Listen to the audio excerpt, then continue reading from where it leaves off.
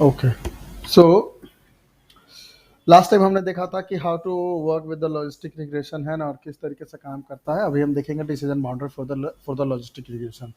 So basically logistic regression का decision boundary hyperplane है, because क्योंकि यहाँ पे 2 डायमेंशनल डेटा है, ठीक है, मोस्टली। और इसके लिए हम सिंपल क्या करते हैं, ये ऑलरेडी रन हो चुका है पूरा। आउटपुट क्लियर करना है वो, इसलिए शायद आउटपुट पहले से आ जाता है ना, रन ऑल किया होगा तो। चल ठीक है, यहाँ पे क्या करते हैं हम कि लॉजिस्टिक रिग्रेशन इनिशिएट करते हैं, फिट करते हैं ट्रेनिंग डेटा सेट, और इसको प्लॉट करके फिर बाद में डिसीजन बाउंड्री यहाँ पे प्लॉट करते हैं। ठीक है, ये हमने पहले प्लॉट किया, और ये जो प्लॉट 2D लाइन, ये हमारा डिसीजन बाउंड्री बेसिकली। सो लॉजिस्टिक रिग्रेशन क्या क्या कर रहा है, अगेन ये लीनियर डिसीजन बाउंड्री बना के दे रहा है। ठीक है, मतलब एक सीधी लाइन बना के दे रहा है, इसके इधर एक क्लास, इसके इधर एक दूसरा क्लास। ठीक है, अगेन जैसे अगर डी की वैल्यू 2 है तो डिसीजन बाउंड्री एक लाइन होगा, डी की वैल्यू 3 है तो डिसीजन बाउंड्री एक प्लेन होगा, और डी की वैल्यू 3 से ज़्यादा है तो एक हाइपर प्लेन होगा। हाइपर प्लेन मतलब 4 डायमेंशन, 5 डायमेंशन, मतलब मल्टीपल प्लेन, ऐसा समझ लो, मल्टीपल प्लेन हो गया। ठीक है, यहाँ पे क्या कर रहे हैं हम, के नेबर क्लासिफायर, एसवीसी और लॉजिस्टिक रिग्रेशन तीनों एक साथ प्लॉट कर रहे हैं, जस्ट टू चेक कि किस तरीके से ये तीनों का डिसीजन बाउंड्री है। हाँ,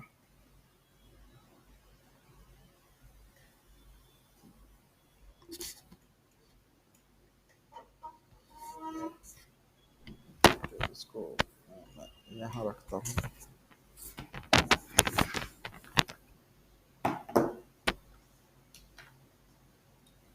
हाँ, सो यहाँ पे क्या देखा हमने, एक के नेबर क्लासिफायर का आउटपुट है, एसवीसी का आउटपुट है, और लॉजिस्टिक रिग्रेशन का।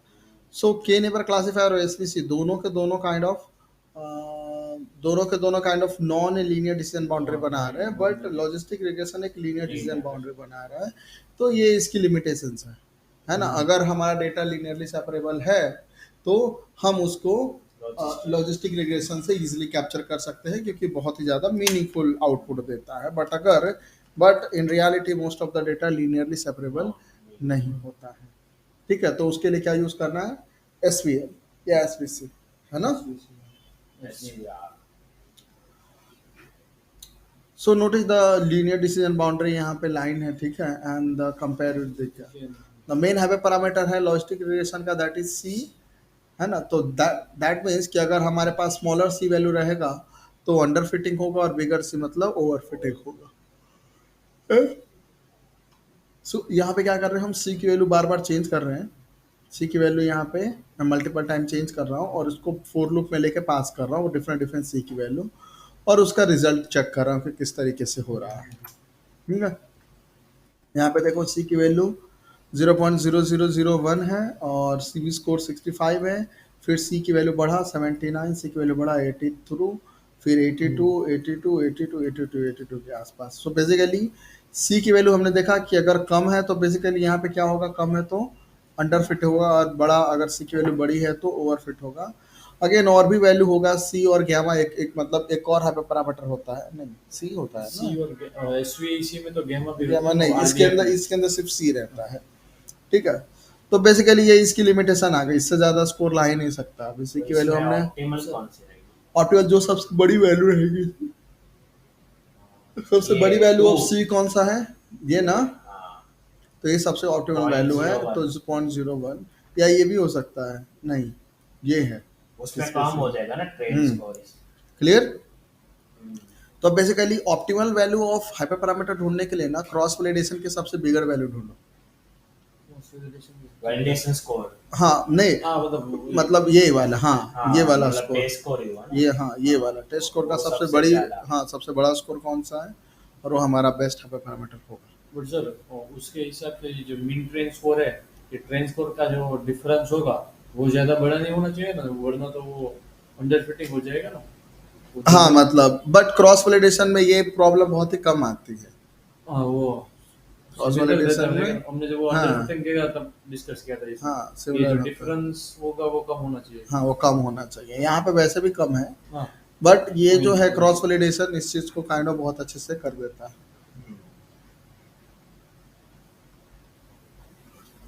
अब अब हम बात करते हैं प्रिडिक्ट, अभी हम देख रहे थे प्रिडिक्ट वैल्यू, अब हम बात करते हैं प्रिडिक्ट प्रोबेबिलिटी की। तो जो प्रिडिक्ट प्रोबेब करके फंक्शन है, बेसिकली ये आउटपुट नहीं, आउटपुट की प्रोबेबिलिटी देता है, और ये जितने भी क्लासिफिकेशन एल्गोरिदम है, सारे एल्गोरिदम में मोस्टली ये हमें मिलेगा। तो जैसे एसवीएम में भी है, इसमें भी है, ठीक है। तो एज एन एग्जांपल यहाँ पे देख लेते हैं, is an example longitude latitude. यहाँ पे मैं फिट कर रहा हूँ, और फिट करके इस वाले एग्जांपल का मॉडल प्रेडिक्ट कर रहा हूँ, आउटपुट प्रेडिक्ट कर रहा हूँ, दिस इज कनाडा, ठीक है। अब यहाँ पे मैं प्रिडिक्ट प्रोबेबिलिटी करता हूँ, प्रिडिक्ट के जगह पे प्रिडिक्ट प्रोबेब और एग्जांपल पास करता हूँ। तो ये क्या आउटपुट दे रहा है, 87% और 12%, और एक्चुअली में ये एक सॉफ्ट प्रिडिक्शन है। मतलब कनाडा के 87% प्रोबेबिलिटी और तो यूएसए क्या मतलब ये एग्जांपल अगर ऐसा है, तो देर इज 87% चांस कि ये कनाडा है, एंड 12% चांस कि ये यूएसए है। क्लियर। तो ये दोनों का हमें प्रोबेबिलिटी देता है।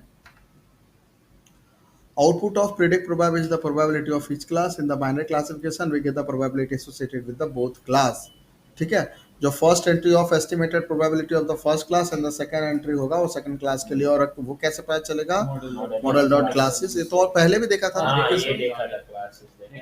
कनाडा पहले होगा, यूएसए हाँ, बाद कनाडा में। पहले 0 1 होगा। दे देता है। Clear.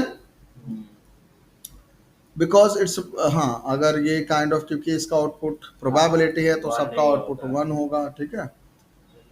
Okay.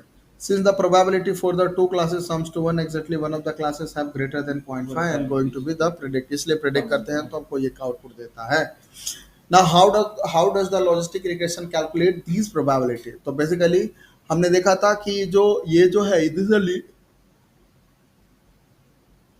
this is linear function in sense, मतलब w1x1 plus w2x2 plus w2xt plus b, और ये हमें क्या आउटपुट देता है, रॉ मॉडल। बेसिकली इसका जो भी आउटपुट है वो रॉ आउटपुट है। फॉर लीनियर क्लासिफिकेशन यही हमारा प्रेडिक्शन हो जाएगा, but for the logistic regression हम क्या देखते हैं, साइन देखते हैं, उसके उस वैल्यू का आउटपुट का साइन देखते हैं, और अगर साइन पॉजिटिव है तो मतलब ग्रेटर देन 0 है तो पॉजिटिव बोलते हैं, और लेस देन 0 है तो नेगेटिव बोलते हैं। और ये हम इसलिए करते हैं क्योंकि अगेन ये हमारे लिए ये हार्ड प्रेडिक्शन में आता है, these are called the hard prediction, क्योंकि सीधा बता रहा है कि या तो पॉजिटिव है या फिर नेगेटिव है। ये नहीं बता रहा कि कितना परसेंट चांस पॉजिटिव का है, कितना परसेंट नेगेटिव का है। You can also have a soft prediction called predicted probability. So to convert the raw model output into probability, जो रॉ मॉडल आउटपुट है उसको प्रोबेबिलिटी में कन्वर्ट करने के लिए साइन लेने से अच्छा हम सिग्मोइड फंक्शन का यूज करेंगे। किसका यूज करेंगे, सिग्मोइड फंक्शन का यूज करेंगे। और सिग्मोइड फंक्शन बेसिकली एक ऐसा फंक्शन है जो कोई भी आउटपुट, मिलियन आउटपुट भी होगा ना, तो उसका 0 और 1 के बीच में कन्वर्ट कर देगा। कोई भी आउटपुट को 0 और 1 के बीच में कन्वर्ट कर देगा, ठीक है। Here is the formula for sigmoid function, 1/1 plus e raised to minus x, ठीक है। अगेन अब सिग्मोइड फंक्शन को हम इजीली प्लॉट करके देख सकते हैं। ये हमारा सिग्मोइड फंक्शन है। अगेन 0 से इस साइड रहेगा तो मतलब हमारा आउटपुट नेगेटिव में जा रहा है। अगर रॉ आउटपुट 0 से नेगेटिव के तरीके से है तो इसकी प्रोबेबिलिटी कम होगी, और रॉ आउटपुट इधर लाइक काइंड ऑफ पॉजिटिव है तो इसकी प्रोबेबिलिटी हायर होगी, ठीक है। तो इसलिए हायर प्रोबेबिलिटी वाला पॉजिटिव होता है और लोअर प्रोबेबिलिटी वाला नेगेटिव होता है, ठीक है। नहीं, ऐसा जरूरी नहीं है, उल्टा भी हो सकता है ना। बट इससे हम ये समझ सकते हैं कि इस तरीके से आउटपुट देता है।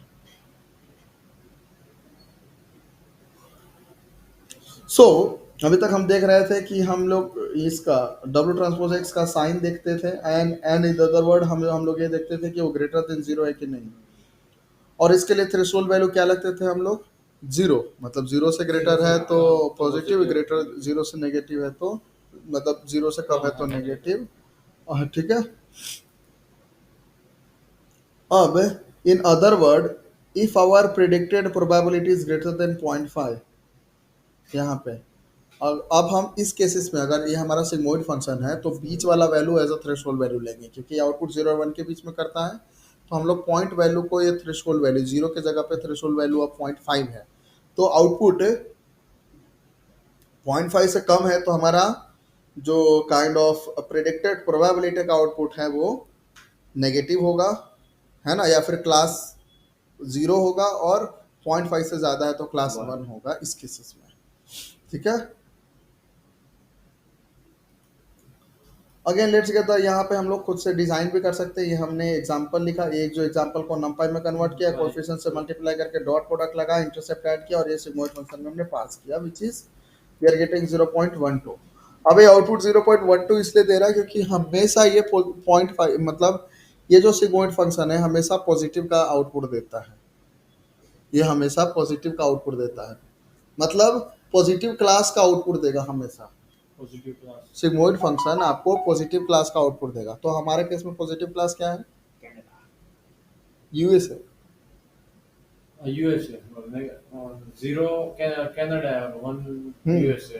पॉजिटिव तो ये जो सिग्मोइड फंक्शन है ये जो आउटपुट देगा USA हमेशा पॉजिटिव क्लास का देगा। तो ये कह रहा है कि इस एग्जांपल में 12% चांस कि यूएसए है और बाकी का रिमेनिंग कनाडा है, इसलिए आउटपुट कनाडा आ रहा मतलब था। वो कोई नेगेटिव वैल्यू देगा ही नहीं, इसलिए वो तो खाली ये हाँ, तो ये खाली ये जो आउटपुट देगा वो सिर्फ इसी का देगा। मतलब ये कोई मतलब एक्चुअली में ये सिर्फ प्रोबेबिलिटी दे रहा है। अब इसके हिसाब से प्रोबेबिलिटी 12% है, तो अब ये तो 0.5 से कम है, यस तो जो दूसरा क्लास होगा वो आउटपुट होगा, वो हमारा आउटपुट है, वो उसकी आउटपुट बड़ी है ऐसा। तो this is the probability off score of positive class which is called USA. Again हम यहाँ पे प्रिडिक्ट प्रोबेबिलिटी करते हैं, ये देखो सेम आउटपुट है, यस ठीक है। तो ये कनाडा का इतना है, इसलिए we get the same probability score for the USA. So let's visualize the probability score for some examples. तो हम क्या कर, तो यहाँ पे क्या कर रहे हैं, 1 से 11 मतलब टोटल 11 एग्जांपल्स ले रहे हैं, है ना, और इसके स्कोर को देख रहे हैं। मतलब बेसिकली स्टार्टिंग में कुछ देख रहे हैं, ये y और y हैट है, ये मतलब एक्चुअल y है और ये y प्रेडिक्टेड है और इसकी प्रोबेबिलिटी स्कोर है, एकदम एग्जैक्टली सेम टू सेम है ना। बट मोस्ट यहाँ पे देखो, but most of the cases में कॉन्फिडेंस स्कोर यहाँ पे देखो 83, मतलब 83% चांस की कनाडा है, 60% चांस की ये यूएसए है ना। तो यहाँ पे कॉन्फिडेंस स्कोर बड़ा है यस ये वैल्यू सबका, यहाँ पे इसका यूएसए का, यहाँ पे कनाडा का इतना है और ये यूएसए का इतना है, 99%। ठीक है। तो प्रोबेबिलिटी स्कोर जितना भी है सबका बड़ा है। तो लेट्स, सो कुछ ऐसे भी एग्जांपल है जिसकी जो आउटपुट तो सही कर रहा है लेकिन उसका प्रोबेबिलिटी स्कोर कम है। जैसे यहाँ पे लिस्ट प्रोबेबिलिटी स्कोर देख लेते हैं, दो एग्जांपल है और इसकी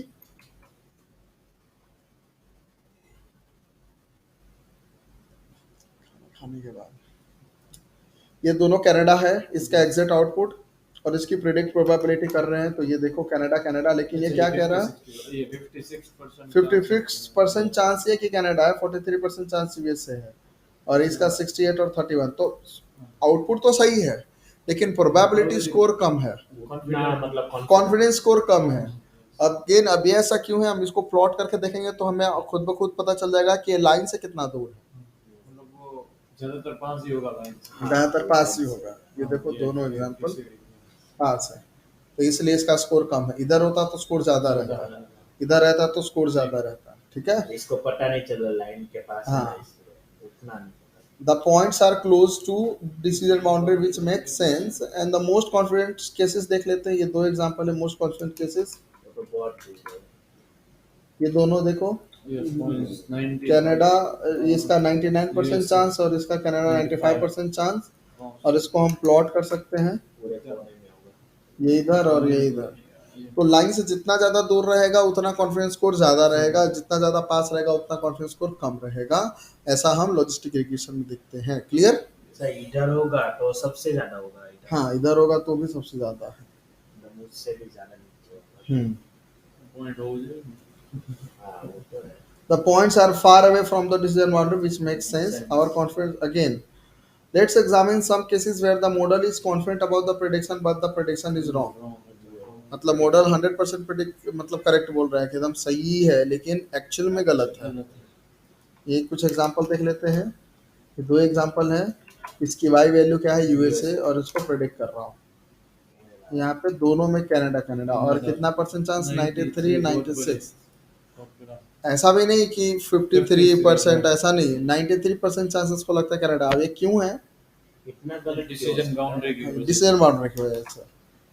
ये देखो, ये दोनों हाँ, यूएसए है, ये दोनों अलास्का रीजन है अलास्का जो वाला। यूएसए में आता है। यूएसए का एक अब एसबीएम क्या करता था, एसबीएम ने क्या किया था इसके लिए अलग से बाउंड्री किया। वो कहाँ गया, वो हर एक ये रहा, इसके लिए अलग से इसने किया था, है ना।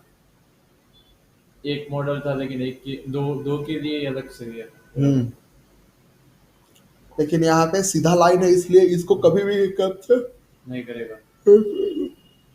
कभी भी ये कैप्चर नहीं करेगा, ठीक है। और यही linear- प्रॉब्लम है लीनियर क्लासिफायर या फिर लीनियर एल्गोरिदम में। ये ब्लू सर्कल में लोग कनाडा या यूएस है? कनाडा यूएसए, यूएस है। यूएस ब्लू सर्कल नहीं, कनाडा है। ब्लू सर्कल मतलब कनाडा है, लेकिन यहाँ पे prediction- ये है यूएसए, लेकिन ये कनाडा कह रहा है, अलास्का वाला पार्ट। ये इसको कह रहा है कि ये कनाडा है, लेकिन एक्चुअली में यूएसए है, ट्रायंगल है ऊपर का ये। पार्ट जो है, ये लाइन के ऊपर का, वो कौन सा है? ये कनाडा है, ये कनाडा, और वो यूएस है ब्लू सर्कल। ये यूएसए, ये कनाडा है, लेकिन ये भी यूएसए में ही आता है। बोल रहा है कि ये कनाडा अच्छा, मतलब ये नीचे होना चाहिए ऐसे, अगर लाइन हो। ना ना ऐसा नहीं, मतलब कनाडा में एक भाग भाई, है नहीं, ये अलास्का। बताओ, मैं बताऊं। ये पार्ट जो है ना, ये पार्ट कनाडा के पास में है, लेकिन है यूएसए का, ये बाउंड्री, ये हाँ, ये अलास्का का दो रीजन है जो यूएसए में आता है, लेकिन ये कनाडा के नजदीक में है। अब ये सारा रीजन, इसको अब डिसीजन क्लासिफायर को क्या लगता है कि इस लाइन से इधर सारा कनाडा, इस लाइन से इधर सारा यूएसए, इसने ऐसा समझा, लेकिन इन रियलिटी ये यूएसए का पार्ट है। तो जो इस बाउंड्री के इधर आएगा तो ये क्या कहेगा कि ये कनाडा तो यूएस है तो यूएसए, इसलिए ये कॉन्फिडेंस स्कोर ज्यादा है, क्योंकि ये डिसीजन लाइन से ज्यादा दूर है ना। ओके, अब हम यहाँ पे क्या कर रहे हैं, क्या किया यहाँ पे, below we are using colour to represent predict two, again यहाँ पे देखो, ये हमारा मेन है और यहाँ पे कलर। सो बेसिकली इस टाइप, इस इधर ज्यादा डेटा कलर होगा भी ना, देती तो ये ज्यादा कॉन्फिडेंस स्कोर है, इधर ज्यादा डेटा होगा तो ज्यादा कॉन्फिडेंस स्कोर होगा, बस इसलिए कॉन्फिडेंस स्कोर के हिसाब से इसने ज्यादा ये ग्रेडियंट वैल्यू फिल किया हुआ है। Clear. Sometimes a complex model that is overfitted tends to make more confident prediction, even if they are wrong, whereas a simpler model tends to make prediction with more uncertain, है ना। मतलब sometimes complex model that is overfitted tends to make more confident prediction, मतलब वो गलत होते फिर भी confidence score ज्यादा रहता है, बट सिंपलर मॉडल कभी कभी अच्छा काम करता है, that is same. So basically to summarise, with the hard prediction we only know the classes. Hard prediction में हमें सिर्फ क्लासेस पता है, ठीक है, बट अगर आपके पास प्रोबेबिलिटी स्कोर है तो हम ये भी देख सकते हैं कि उस पर्टिकुलर क्लासेस कितना परसेंट है, और उसको और भी डिबग करके देख सकते हैं कि आखिर प्रॉब्लम कहाँ है ना।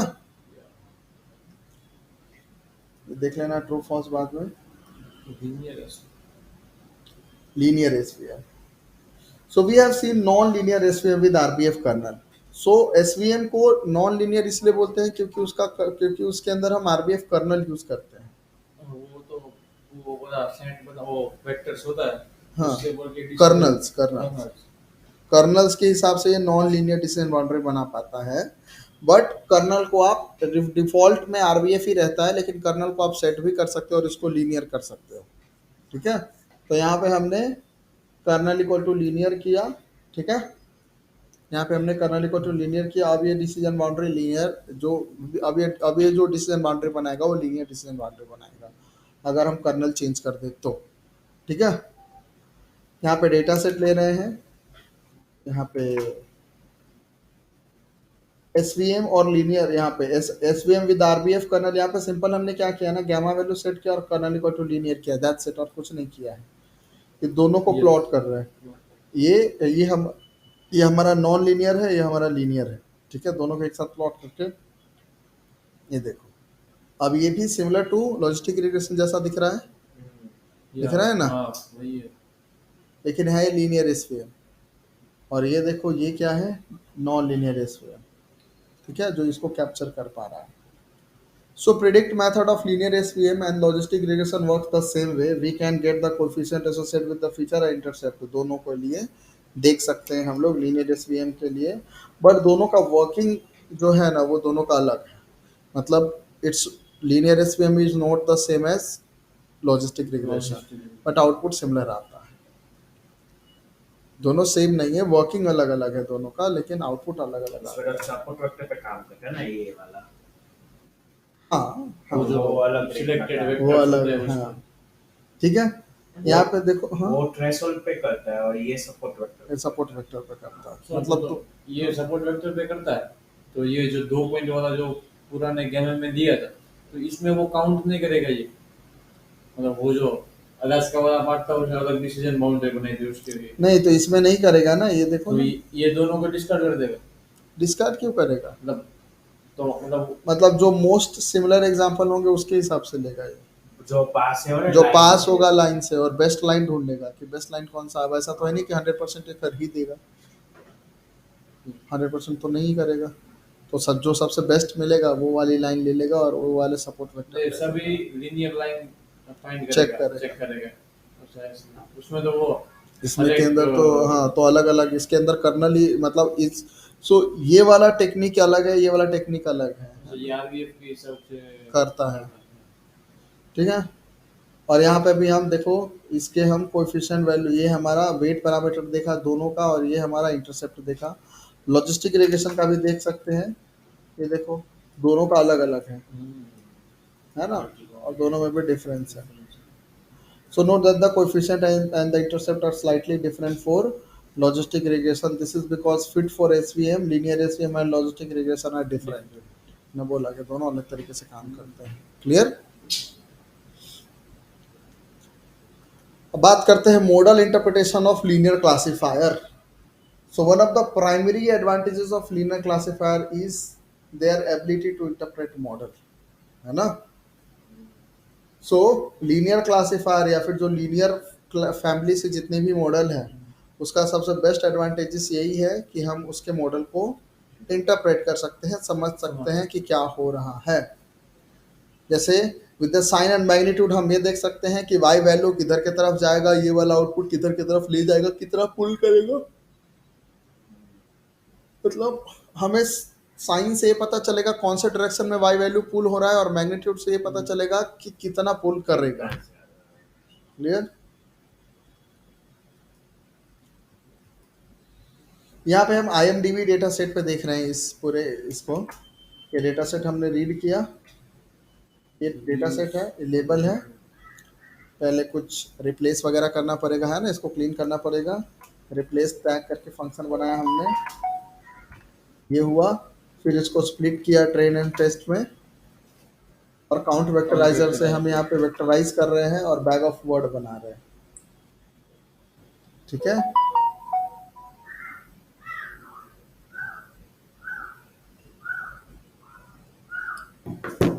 स्टॉप वर्ड्स क्या है? हाँ स्टॉप वर्ड्स हाँ, ये काउंट वेक्टराइजर में एक इंग्लिश वर्ड रहेगा यार, stop words. So stop words नहीं, स्टॉप वर्ड्स आर लाइक जैसे कि जो काम के नहीं है वर्ड्स, जैसे dot, exclamation mark, question mark, is, the, ये सारे जो मोस्ट रिपीटिंग वर्ड्स है उसको स्टॉप वर्ड्स बोलते हैं हम लोग। तो उसको बेसिकली ये निकाल देता है। मतलब बेसिकली इसके अंदर ये बता रहे हैं कि इंग्लिश वाले स्टॉप वर्ड्स है। मतलब वो काउंट नहीं करेगा वो फीचर नहीं देगा। हाँ, मतलब मोस्ट ऑफ द टाइम पे वो उसको निकालने की कोशिश करेगा, ठीक है। अब यहाँ पे वोकैब मैप क्या, सो वोकैबुलरी क्या है यहाँ पे इसके अंदर, vocab function mapping from feature index to actual word, feature index से एक्चुअल वर्ड कौन सा है ये टू बी, सो ये हमें देगा। और टू बी ऑब्टेन्ड यूजिंग यहाँ पे गेट फीचर नेम से हमें मिलेगा, और काउंट वेक्टराइजर के अंदर से। सो बेसिकली काउंट वेक्टराइजर क्लास के अंदर ये वाला मेथड है गेट फीचर नेम, तो वो तो ये इस फंक्शन से मिलेगा, वेक डॉट काउंट हर वेक्टराइजर, एक वर्ड मिल जाएगा। हर एक वर्ड बन जाएगा, ठीक है। यहाँ पे वेक डॉट गेट फीचर नेम किया और वोकैब में मिला, और ये वोकैबुलरी ये सारे स्टार्टिंग के इतने सारे वर्ड्स हैं, और 2000 से लेके 2010 के डेटा इतने हैं। अब यहाँ पे मैं क्या कर रहा हूँ, ये 500 हवरे 500 का गैप करके देख रहे हैं। अब हमें पता चलेगा कि ये है ना। क्लियर? सो मॉडल बिल्डिंग और सो ये हमने डेटा सेट क्रिएट किया, मॉडल बिल्डिंग और डेटा सेट। तो पहले हम डमी क्लासिफायर ट्राई करते हैं, क्रॉस वैलिडेशन करते हैं, कितना है 50%, 50% स्कोर। ठीक है। अब लॉजिस्टिक रिग्रेशन ट्राई करते हैं, काउंट वेक्टर यहाँ पे पाइपलाइन बनाया, count vectorizer logistic regression cross validation करके देख रहे हैं क्या है आउटपुट, क्या ट्रेन स्कोर 100% और टेस्ट स्कोर इतना, ठीक है। तो बेसिकली हमें ये ओवरफिट हो रहा है, मॉडल पूरा ओवरफिट हो रहा है, हमें देख रहे हैं। So we have to optimise the C value. तो सी वैल्यू डिफरेंट डिफरेंट दे रहे हैं और फिर बाद में चेक करें कि कितना आउटपुट हुआ, है ना। डिफरेंट डिफरेंट सी पे हम क्रॉस वैलिडेशन कर रहे हैं। लॉजिस्टिक रिग्रेशन में भी सी है और एसवीसी एसवीएम में भी सी है, दोनों सेम नहीं है ना, नहीं दोनों सेम नहीं है। नेम्स है। वेरिएबल हम वो कंफ्यूज है, सेम रखा है नहीं बच्चा लोग को नहीं क्या सी दोनों जगह रखा तो कभी कुछ लोग कंफ्यूज हो जाएंगे। कंफ्यूज कैसे होंगे, जिसको पता रहेगा ना क्या यूज करना। बट वो आगे लिखा होता है ना लॉजिस्टिक रिग्रेशन अंडर सी, तो पता चल जाता है ये सी लॉजिस्टिक का और सी में उसमें एसएससी लिखेंगे तो वो एसएससी लिखा बोलेंगे ये एसवीएम का है कि लॉजिस्टिक का, कोई नहीं बोल पाएगा। तो फिर वो तो फालतू सवाल ही पूछने वाला गलत है, हाँ। है ना, पता होना चाहिए ना। कितना टाइम लगेगा ये मेरे में तो आधा घंटा लगा था। ये नहीं वो दूसरा सी वाला। सी 5-6 यहाँ पे देखो कितने हैं 79, 84, 85, 84। तो सबसे बेस्ट कौन सा है, ये वाला है ना, ये। और 98% इधर है, तो ये आया, ठीक है। तो हम 0.1 लेंगे तो बेसिकली सबसे बेस्ट सी मिला, कौन सा है 0.1, और ये 85% स्कोर है। तो अब हम क्या करेंगे, हमें best best best value of C मिल गया। अब इस सी वैल्यू पे पूरे डेटा को वापस से ट्रेन करेंगे, है ना। पूरे ट्रेंड डेटा ऑप्टिमाइज सी पे ये किया, हो गया। अब हो गया, ठीक है। और फिट किया हमने, प्रेडिक्ट नहीं किया। वो तो फिट ही किया ना, अभी ट्रेन किया उससे। हाँ अब कोएफिशिएंट ठीक है, मतलब इसमें आएगा output. But now now we will examine learn coefficient, क्योंकि इसके अंदर अगर हम प्रेडिक्ट भी करेंगे तो आउटपुट तो आना ही है। But we are interested in coefficient value. तो कोएफिशिएंट वैल्यू इसका होगा। सो बेसिकली कोएफिशिएंट एट्रीब्यूट्स में मिलेंगे, ठीक है। तो पहले हम क्या करते हैं, सारे फीचर नेम ले लेते हैं। तो कैसे मिलेगा, pipe L R dot named step, क्योंकि अब नेम्ड स्टेप कब यूज करते हैं, जब हम पाइपलाइन यूज करते हैं तब। नेम स्टेप काउंट वेक्टराइजर के अंदर गेट फीचर नेम्स, ठीक है। और फिर नेम स्टेप लॉजिस्टिक रिग्रेशन के अंदर कोएफिशिएंट वैल्यू और फ्लैटन करेंगे तो वो पूरा फ्लैट हो जाएगा डेटा। अब इसको डेटा फ्रेम में बना देंगे। यहाँ पे कोएफिशिएंट वैल्यू हमने क्या बनाया, इसको एज अ वैल्यू, हाँ एज एन डेटा बनाया, और इंडेक्स में हमने फीचर नेम लिखा। ये हमारा इंडेक्स, और कॉलम में क्या नाम दे दिया उसको, कोएफिशिएंट। तो अभी आया हर एक, ये हमारा डेटा, हमारा इंडेक्स बन गया, और ये हमारा कोएफिशिएंट है। मैंने बोला था ना इसको कोएफिशिएंट बनाते हैं। हाँ यही किया। इसका मतलब कॉलम ट्रांसफॉर्म में नेम्ड ट्रांसफॉर्मर्स होता है, इसमें नेम स्टेप्स है मतलब। उसके अंदर नेम ट्रांसफॉर्मर है, हाँ ट्रांसफॉर्मर में हाँ, और इसके अंदर नेम स्टेप्स। बट उसमें एक फर्क है कि ट्रांसफॉर्मर्स होता है उसके बाद एक अंडरस्कोर है, इसमें अंडरस्कोर भी है। और वो टैब दबाते तो आ ही जाता है, तो उतना कुछ याद रखने की जरूरत नहीं। मैंने ये पूरा इटरेट करके किया था। फोर लूप अवॉइड करना है अभी आप लोगों को, है ना, क्योंकि ये सारा जो पैंडास है ये उतना ऑप्टिमाइज करके दिया गया है कि आपको फोर लूप अवॉइड करना चाहिए। तो वो सर्चिंग भी पांडास से करेंगे। हाँ तो वैसा ही, तो यू शुड यूज स्मार्टर तरीका, ठीक है। ये किया। Now let's sort the coefficient in descending order, तब हमें पता चलेगा सबसे बेस्ट कौन सा है। तो ये जो आप पूछ रहे थे ना, यहाँ पे है, यहाँ पे सॉर्ट वैल्यू बाय कोएफिशिएंट करेंगे तो ये हो गया। और असेंडिंग फर्स्ट तो डिसेंडिंग, ये हमारे स्टार्टिंग के 5 और है लास्ट का 5, है ना। यहाँ पे कोएफिशिएंट मेक सेंस, यहाँ पे देखो एक्सीलेंट, ग्रेट, ये सब के कोएफिशिएंट प्लस पॉजिटिव है। टेरिबल, बोरिंग, ये सब के पोजीशन, ये सब के नेगेटिव है ना। Let's visualise the top 10 feature. यहाँ पे एमजे लर्न टूल्स के अंदर ऑलरेडी फीचर है विजुअलाइज कोएफिशिएंट। और यहाँ पे कोफिशिएंट वैल्यू डाला, फीचर नेम डाला और and top feature equal to ये 10। और ये क्या है, कोफिशिएंट क्या है, इसका नाम है नहीं, वर्ड कोफिशिएंट दी है। ये तो बोला Coefficient अच्छा names उसके is- अंदर है, हाँ प्रोबेबिलिटीज दी और फीचर नेम्स दिए। ऊपर है वो ये कोएफिशिएंट अब एक ऊपर और एक और तो मिला, लेकिन अच्छा ये ऑटोमेटिकली ले लेगा, हाँ, ये वो 10 ऑटोमेटिकली सॉर्ट करके ले लेगा, है ना, ये टॉप एंड दोनों के लिए। कौन सा है? तो ये अच्छा, हमें ग्राफ पता चल रहा है ना, विजुअलाइज करके विजुअलाइज करके। ये मूविंग, परफेक्ट, ये सारे पॉजिटिव है, ये सारे नेगेटिव है। Let's explore the prediction of a new following new review. Fake फिर हाँ फॉलोइंग, फेक है। हाँ यहाँ पे फेक रिव्यू ले रहे हैं, ये कुछ है। यहाँ पे हम नेम्ड स्टेप में यहाँ पे यहाँ पे क्या किया मैंने, pipeline dot name step dot count vectorizer transform, fake review. क्योंकि काउंट वेक्टराइजर क्या, अच्छा ये वो काउंट फैक्टराइज का ऑब्जेक्ट लिया है वहां पे और फिट में तो वो इधर अच्छा, इधर प्रेडिक्ट नहीं कर काउंट वेक्टराइजर के अंदर ना, हाँ वो हाँ। उसका ऑब्जेक्ट लिया है नेम स्टेप से काउंट वेक्टराइजर के अंदर ट्रांसफॉर्म प्रिडिक्ट क्यों करेंगे, ऑलरेडी प्रिडिक्टेड है ना, तो हमें सिर्फ ये वाले डेटा को ट्रांसफॉर्म ही तो करना है, अच्छा वो हम ये ऑलरेडी ट्रेंड है ना ये ट्रेन है तो डायरेक्ट हम ट्रांसफॉर्म करेंगे फेक रिव्यू का, तो ऑटोमेटिकली ये काउंट वेक्टराइजर करके दे देगा, फीचर वेक्टर इसका बना के दे देगा। ये let's get the prediction probability score of the fake review. Fake review का प्रेडिक्शन प्रोबेबिलिटी स्कोर देखते हैं। तो यहाँ पे प्रेडिक्ट प्रोबेबिलिटी स्कोर क्या है, मतलब 80% पॉजिटिव चला हम्म वो ये फर्स्ट नेगेटिव है हाँ फर्स्ट नेगेटिव है, ठीक है। यहाँ पे देखते हैं क्या है फेक रिव्यू, पॉजिटिव, ना पता चले तो क्लासेस डॉट क्लासेस, ठीक है। कैसे मिलेगा, पहला डॉट क्लासेस क्लासेस अंडरस्कोर नहीं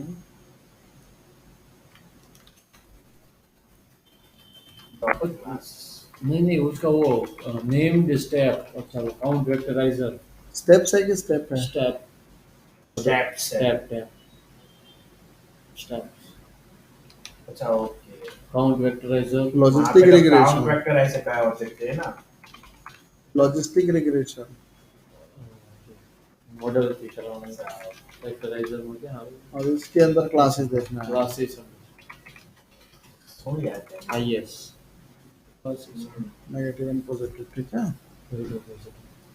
क्लियर। तो ये पॉजिटिव है। We can now find which vocabulary words are present in this review. इस रिव्यू में कौन कौन से वोकैबुलरी वर्ड्स है, तो अगर ये जब हम इसकी वोकैबुलरी देखने जाएंगे तो एक्चुअली में स्पार्स मैट्रिक्स है तो हमें दिखेगा नहीं, तो हम क्या कर रहे हैं यहाँ पे इसको एरे में कन्वर्ट किया पहले, ये जो है फीचर वेक्टर इसका, ये जो फीचर वेक्टर हमने लिया है ना ये वाला इसको पहले एरे में कन्वर्ट किया टू एरे, फिर उसको रैवल किया और एज टाइप बुलियन किया, मतलब अरे उसको का- ट्रू जहाँ जहाँ वैल्यू होगा वहाँ वहाँ ट्रू, बेसिकली इसके अंदर most of the data true और फॉल्स में होगा। यहाँ पे देखो ये 001 ठीक है, तो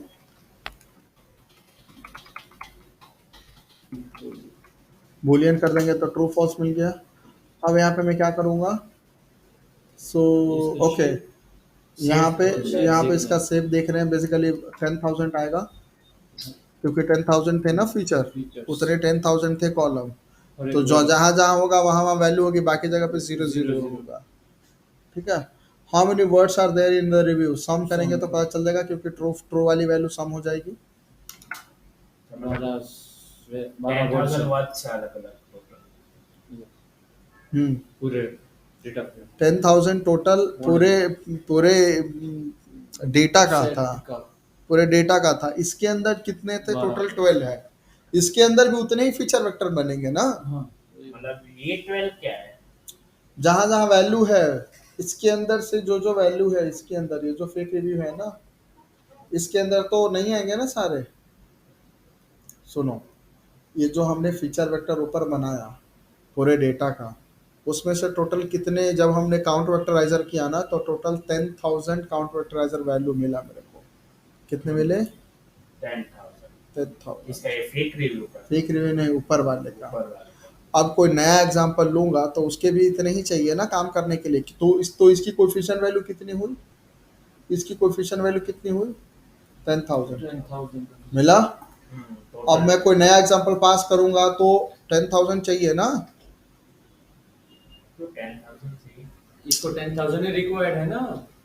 इस मॉडल को रन करने के लिए आप जैसे सपोज आप लीनियर रिग्रेशन लगाते हो, टोटल 10 कॉलम है, कोएफिशिएंट वैल्यू कितनी होगी? 10। 10 प्लस एक बी बायस विच इज 11। अगर आप कोई ऐसा एक नया एग्जांपल लेते हो उसमें आप 10 एग्जांपल 10 कॉलम के जगह पे खाली 2 कॉलम पास कर रहे हो तो वो काम करेगा? नहीं करेगा। नहीं समझे अभी भी? अरे क्यों ना वीडियो दे આપણે આ તો કરવી છે દર એરર નથી। सुनो, ये हमने क्या किया, वापस मॉडल को ट्रेन किया, count vectorizer logistic regression fit किया।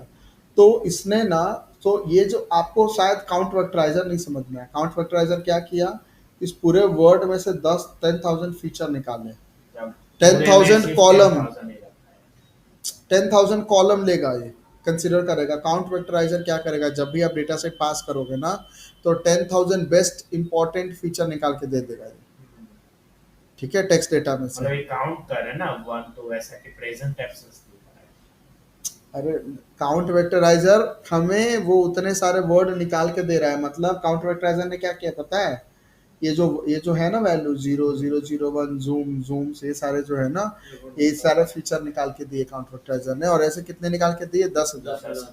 तो अब जब मैं मॉडल ट्रेन करूंगा ना तो 10,000 फीचर पे मॉडल ट्रेन करूंगा, ठीक है।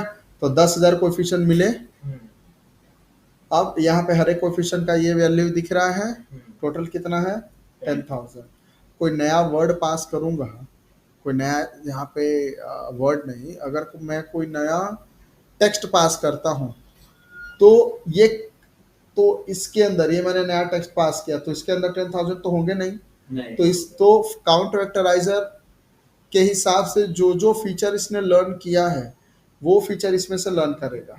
कौन कौन से फीचर इसने लर्न किया है, बाकी के जगह पे 0 0 पास कर देगा कि ये वाले में ये फीचर है तो वहां पे वैल्यू 1 1 1 कर देगा, और बाकी जगह पे 0 0 कर देगा। तो ये जो वेक्टर जो बनाएगा 10,000 का ही बनाएगा। समझ में आया? ऊपर में जो है ये 1 1 1 डालेगा ऊपर, तो प्रेजेंट एब्सेंट वालों करे છે प्रेजेंट है या नहीं। हाँ, लेकिन वो हर एक के लिए चेक करेगा, वो चेक करेगा ना, ये वाला वर्ड इसके अंदर है, ये वाला है, ये वाला है। हाँ ठीक है, समझ में आया? नहीं आया है कि नहीं है वो देख रहे हो? नहीं आया? आया आया अब आया। तो ये जब हम कर रहे हैं यहाँ पे, तो यहाँ पे एज अ 10,000 क्यों आया, क्योंकि ये इसके अंदर टोटल कितने हैं वो तो हमने बुलियन से देख लिया, और ये 12 क्या हुआ बेसिकली, जब हमने बुलियन में कन्वर्ट किया ना तो जहां जहां वैल्यू होगी वहां 1 होगा, और वहां पे ट्रू हो गई होगी बुलियन वैल्यू, ट्रू हो गई, और जहां जहां 0 हो गई वहां वहां फॉल्स हो गया। तो फेक रिव्यू के अंदर टोटल कितने हैं? 12 ऐसे वर्ड है जो काउंट वेक्टराइजर में है मतलब 12 ऐसे फीचर्स, 12 ऐसे फीचर है, और वहां पे कोएफिशिएंट ढूंढेगा और बाकी जगह पे नहीं है। नहीं अच्छा, वो हर एक का मल्टीप्लाई करके प्लस करके वो प्रेडिक्ट करेगा। अब यहाँ पे हम फीचर नेम, अब हम यहाँ पे क्या कर रहे हैं, np.array जो फीचर नेम्स को एरे में कन्वर्ट कर दे रहे हैं। फीचर नेम कहाँ है हमारा? कौन सा वर्ड्स है वो ढूंढ रहे हैं ना। हाँ, कौन कौन सा वर्ड है, फीचर नेम कहाँ है हमारा? ऊपर ऊपर इसके ऊपर, इसके इधर इधर ये रहा फीचर नेम, ये हमने किया था गेट फीचर नेम, ठीक है। तो ये 10,000 का इंडेक्स ले हाँ नहीं, यहाँ पे क्या कर रहे हैं, फीचर नेम को एरे में कन्वर्ट कर रहे हैं और उसके अंदर से ये वाले वर्ड में पास कर रहा हूँ। कौन कौन सा है? हाँ बेसिकली ये बुलियन इंडेक्सिंग कर रहा हूँ उसके अंदर, जहाँ जहाँ ट्रू है वो देगा, वो दे देगा। कौन सा वर्ड है मतलब एक्टिंग, बीट, बोरिंग, डायरेक्शन, इतने सारे वर्ड इसमें से हैं। क्लियर? यस हम्म। या अब यहाँ पे क्या कर रहे हैं, उसके कोएफिशिएंट देख रहे हैं। तो बेसिकली डेटा में मैंने क्या किया है, कोएफिशिएंट इक्वल टू ये वाला वर्ड इन द ये वाला। सो बेसिकली कोएफिशिएंट के अंदर पास करूंगा तभी ये वर्ड आ ही जाएगा, है ना। और इंडेक्सिंग में हमने क्या कहा, फीचर नेम और वर्ड इन द दिस, मतलब ये वाला और उसके कोएफिशिएंट, मतलब जो जो उसका कोएफिशिएंट देख रहे हैं, ये सारे कोएफिशिएंट वैल्यू है, ठीक है। Let's visualize how the word with the positive and negative coefficient are driving the hard prediction।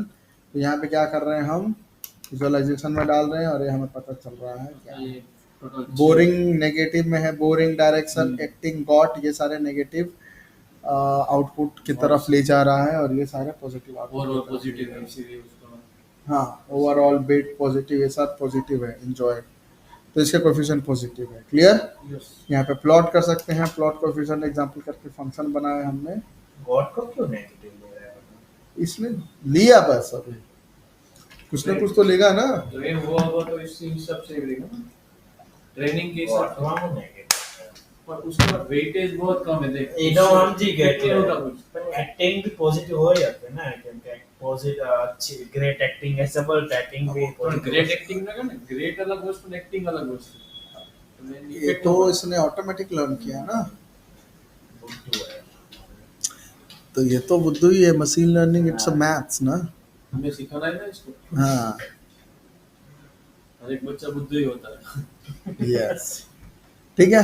Plot coefficient example, basically function हमने बना लिया प्लॉट करने के लिए। Most positive review, remember that you can look at the probability और the of the classifier prediction using this method and you can find the message where our classifier is most confident और least confident. तो यहाँ पे क्या कर रहे हैं हम, यहाँ पे प्रिडिक्ट प्रोबेबिलिटी लिया और उसमें से सारे रो और फर्स्ट वाला कॉलम ले रहा हूँ, 0 और 1 दो थे, तो फर्स्ट वाला कॉलम ले रहा हूँ।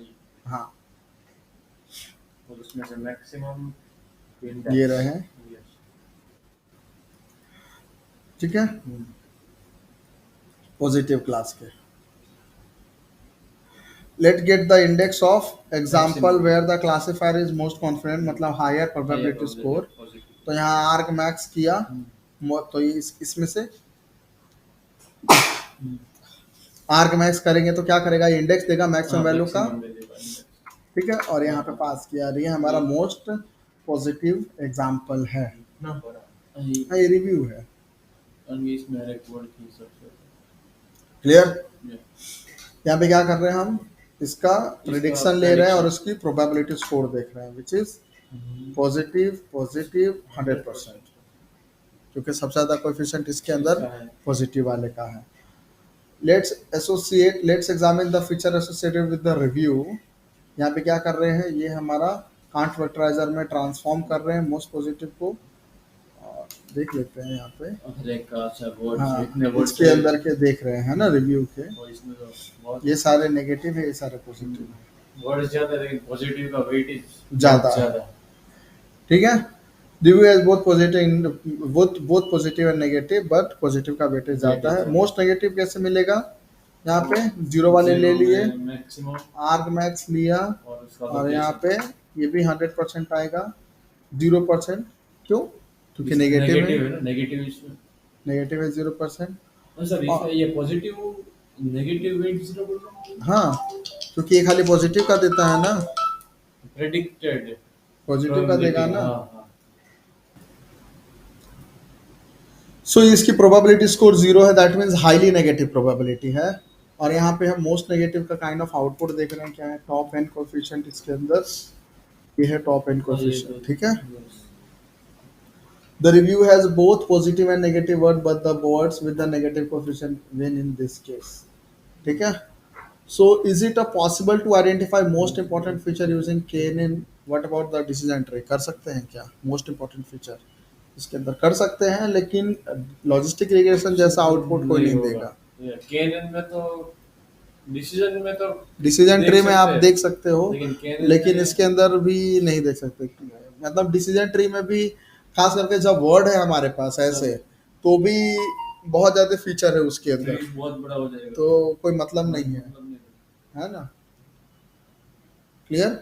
सर ये इसको डिसीजन ट्री में बनाने जाएंगे तो फिर कितना बड़ा ट्री बनेगा, सही बात है, बहुत ज्यादा इसके अंदर प्रॉब्लम, और केएनएन भी बहुत ज्यादा टाइम लेगा, क्योंकि इतने सारे फीचर है, और हाँ, और टेस्टिंग टाइम में तो बहुत ज़्यादा टाइम लेगा, टेस्टिंग टाइम में बहुत ज़्यादा टाइम लेगा, प्रेडिक्शन में, क्योंकि ये पैरामीट्रिक मॉडल नहीं है, नॉन पैरामीट्रिक मॉडल।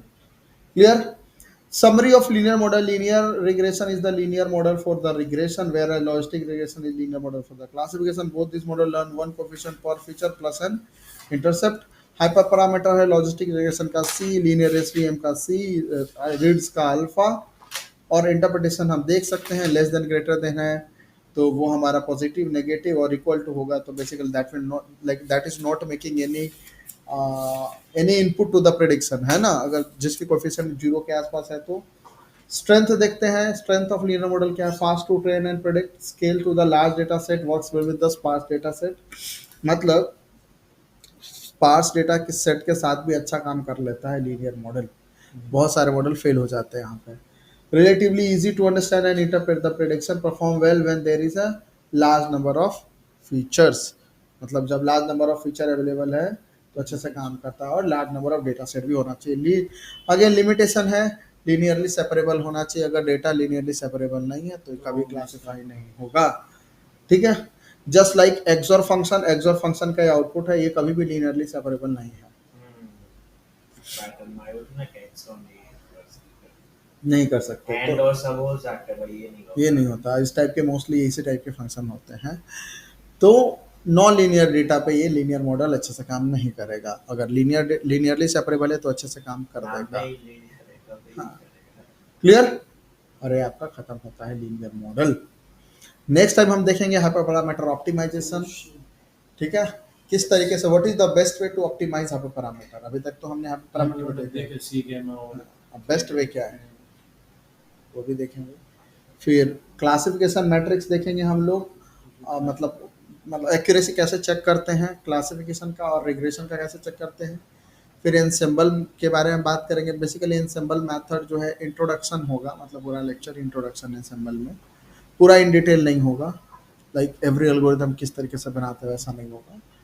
फिर हम देखेंगे feature important and feature engineering selection, फिर के मीन्स रिकमेंडेशन सिस्टम, फिर के मीन्स के बाद हम लोग शायद हायरार्किकल क्लस्टरिंग भी है, और डीबी स्कैन एल्गोरिथम भी है। ये सर ये वो एमएल का जो तीन डोमेन अभी तो फोर मतलब वो तीन बेसिक है जो हर सुपरवाइजर सुपरवाइजर रीइंफोर्समेंट, इसमें रीइंफोर्समेंट तो है ही नहीं वो हम्म वो तो सर वो डिफिकल्ट हो जाता है पढ़ना रीइंफोर्समेंट। रीइंफोर्समेंट एक बहुत बड़ा फील्ड है, इसके अंदर जो हाइपर पैरामीटर भी है ना, बहुत ध्यान से चूज करना पड़ता है। तो रीइंफोर्समेंट तो मोस्टली इसके एप्लीकेशन खाली रोबोटिक्स और इस सब चीज़ों में है, तो इंडस्ट्री में भी एप्लीकेशन कम है, बहुत कम जगहों पे आपको लिमिटेड एप्लीकेशन है और ये रीइंफोर्समेंट का। टाइम भी ज़्यादा देता होगा ना ये लर्निंग रेड ट्रेनिंग में बहुत ज़्यादा टाइम मिलता है।